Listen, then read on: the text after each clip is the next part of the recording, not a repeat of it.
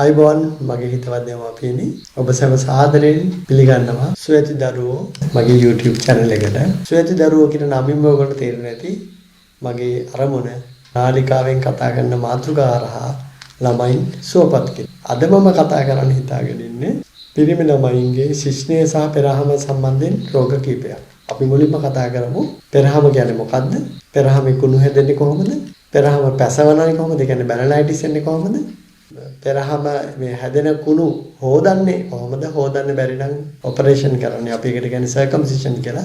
ඒක මොකක්ද කියලා. පළවෙනියෙන්ම මාව දන්න කට්ටිය තමයි ගොඩක් අපේ channel එකේ ඉන්නේ. ඒ වුණාට අලුතෙන් ආපු කට්ටියගේ දැන ගැනීම පිණිස මම කියන්නම් කවුද කියලා. මම ළමා ශල්‍ය වෛද්‍ය විශේෂඥවරයෙක්. මගේ නම කස්තුරි.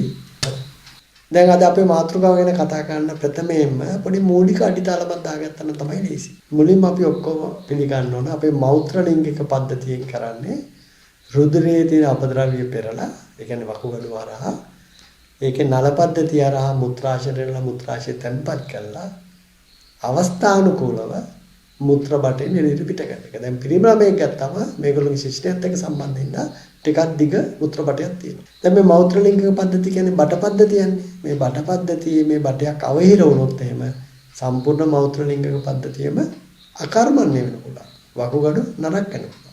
ඒක නිසා මේ බටවල අවහිරතාවයක් නැතුව පවතින එක ස්වභාව ධර්මයට හරිම වැදගත්. දැන් බලමු පිරිමි ළමයින්ගේ මෞත්‍ර ලිංගික පද්ධතියේ බටවල හීනෙම තැන තියෙන්නේ කොහෙද?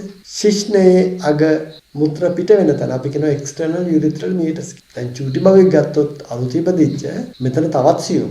මේක හරි සංවේදී පිටස්තර දේවල් වල ගෑවිලා තුවාල වෙනවා. එහෙම තුවාල වුණොත් එහෙම හීරීම් වුණොත් එහෙම අවසාන ප්‍රතිඵලය තමයි ඒ සියුම් සංවේදී එක්ස්ටර්නල් යුරිත්‍රල් මීටර්ස් එක වැහෙන්නේ. සම්පූර්ණ පද්ධතියම කර්මන්නේ වෙලා වගොන්න රැකෙන්න පුළුවන්. මෙන්න මේ කාරණේ හින්දා ස්වභාව ධර්මයෙන් ඒ අවට තියෙන හැමෙන් කොපුවක් හදලා ඒ කොපුවෙන් ශිශ්නයේ අග විවරය වහගෙන ඉන්නේ. අන්න මේ හැමෙන් ඇදිච්ච කොපුවට අපි කියනවා පෙරහමේවත් ෆෝස්කින් කියලා. හැබැයි මේ ෆෝස්කින් නැත්නම් පෙරහමේ ආරක්ෂාව හැමදාටම ඕන වෙන්නේ නැහැ. ඔය අවුරුද්දක් විතර යනකොට පෙරහම ඊට පස්සේ හිමීට පිටිපස්සට යන්න පටන් ගන්නවා. මුලදී පෙරහම ශිශ්නයේ අග හැමට අපි කියන ග්ලෑන්ඩ්ස් කියලා ග්ලෑන්ඩ්ස් එකට දැඩිව ඇලිලා තියෙනවා. කාලයක් යනකොට දැඩිව ඇලිච්ච එක චුට්ට ලිහිල් වෙලා පොඩි පොඩි අවකාශ මත වෙලා මේ අවකාශ වලට පිරිමි ළමයි මුත්‍ර කරනකොට මුත්‍ර එකතු වෙලා දියර තත්ත්වයේ හින්දා ශිශ්නයේ අගත් එක්ක සම්බන්ධලා තියෙන පෙරහම ශිශ්නයේට ඇලවිච්ච වෙමින් ගැලවෙනවා.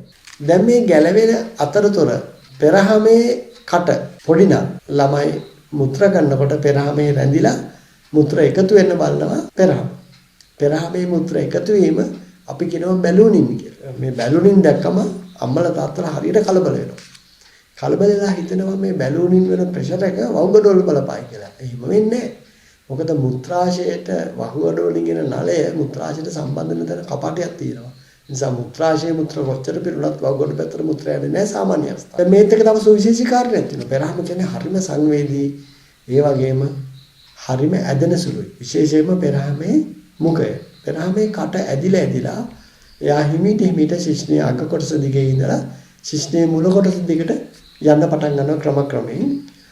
අවශ්‍ය අවස්ථාවලදී පෙරහමට පුළුවන් වෙනවා ශිශ්නයේ අග කොටස ඒ කොරෝනා කියන ධාරයත් එක්කම නිරාවරණය කරන්න. අන්න ඕක වැදගත් කාරණයක්.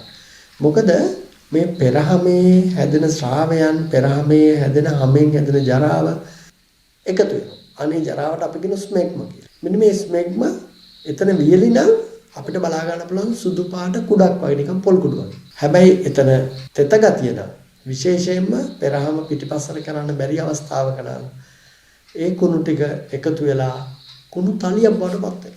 පෙරහම වැහිලා තියෙන අවස්ථාවේ මේ කුණු එකතු වෙනකොට අපිට පෙරහම අරහා බලන්න පුළුවන්. මේක පේනවා කහ පාට සුදු පාට ගෙඩියක් තියෙනවා. ඉතින් ගොඩක් කට්ටිය බය වෙනවා මේ ගෙඩියක් තියෙනවා මොකද මේකට කරන්නේ කියලා. ඊළඟට මේ එකතු වෙච්ච කුණු. හැබැයි ප්‍රශ්නේ තියෙන්නේ මේ ස්මෙග්ම තවදුරටත් දියරත් එක්ක ක්‍රියා කරලා පැසවන්න පුළුවන්. මේ කුණු ටික තවත් විස බීජත් එක්ක පැසවුවම මොකද වෙන්නේ? මුලින්ම මේ කුණු ටික තව දියර මේ තත්ත්වපත් වෙනවා. දිය වෙලා ඒකේ තියෙන විස ගතියට ඔතන කසන්න ගන්න. ඊට අමතරව ඔය දියර ගතිය තව වැඩි වුණොත් පෙරහමේ මුඛයෙන් ඒ දියර එළියට එන්න පුළුවන් හරියට හැර වෙනවා වගේ. ඊට අමතරව ඒ විස බීජ ටික පෙරහමට ගිහිල්ලා පෙරහම පැසවන්න පුළුවන්. ඒතර පෙරහම රතු වෙනවා, ඉදිමෙනවා, පෙරහම අල්ලන්න බැරි වෙනවා.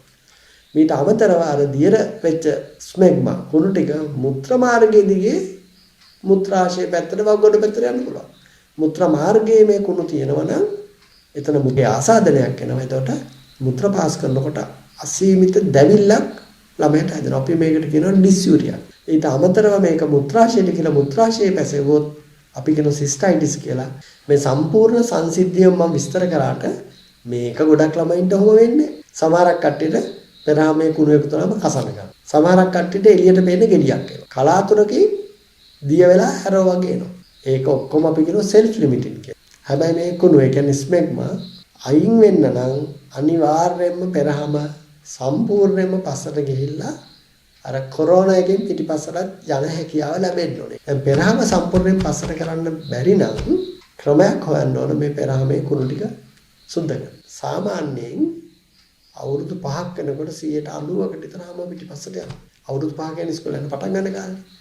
එතනින් ඉඳන් ඊළඟ අවුරුදු 10 ඇතුළතම බොහොම ටික දෙනාගේ හැම පිටිපස්සට යන්නේ ගන්න. හැබැයි අර අවුරුදු 5ත් අවුරුදු 15ත් අතර ඝර්ම කාලාපීය රටක ජීවත් වෙන අපිට පෙරහම නිතර නිතර පැසවන්න ගත්තොත් ඒක හරිම කරදරයක්. ඊට අමතරව අවදානමක් තියෙන වකුගඩු පැත්තට විස බීජ යන්නේ.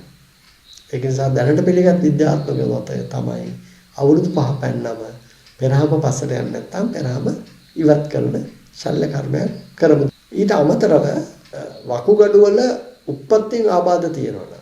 දැන් වකුගඩු නාලයේදී මෙලා වකුගඩු බ්ලොක් වෙලා මුත්‍රාශයයට වැඩ කරන්න ති කට්ටියගේ එකතු වෙලා රැඳෙන මුත්‍රා වලට පැසවන්න විස බීජ ගොඩක් වෙලාට සපයන්නේ පෙරහම.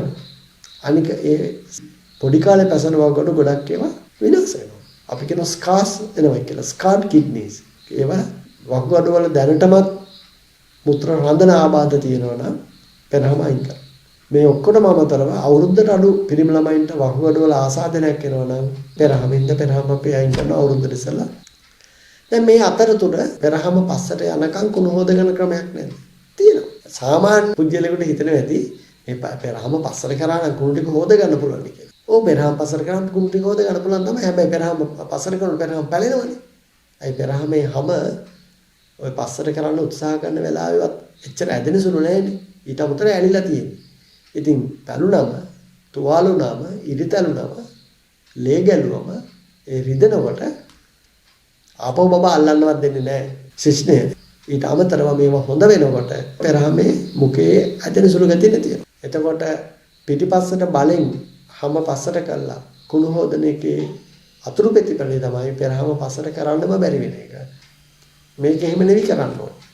පෙරහමේ කුණු හොදන්න නම් අපි ඉස්සලාම පෙරහමේ කුණු පොඟවන්න ඕනේ. දැනට අපි පාවිච්චි කරන ක්‍රමය තමයි ළමයාව වතුර බේසමක බස්සලා විනාඩි 5ක් විතර තියෙනකොට මේ පෙරහම තියෙන චූටි සිදුරෙන් යන වතුරෙන් පෙරහමේ කුණු ටික පොඟව ගන්න පුළුවන්. මේ පෙඟවිච්ච කුණු පෙරහම ඉස්සරහට ඇදලා පෙරහම අඹරලා පුළුවන් ක්‍රමයෙන් හොදගන්න. එක දවසින් කරන්න පුළුවන් දෙයක් නෙවෙයි මේක. දවසට දෙසරක් තුන් සැරයක් එක සැරේ විනාඩි 5ක් විතර මෙහෙම හොදලා මාස 4-5ක් යනකොට ඇතුළේ තියෙන කුණු ටික හොදගන්න පුළුවන්.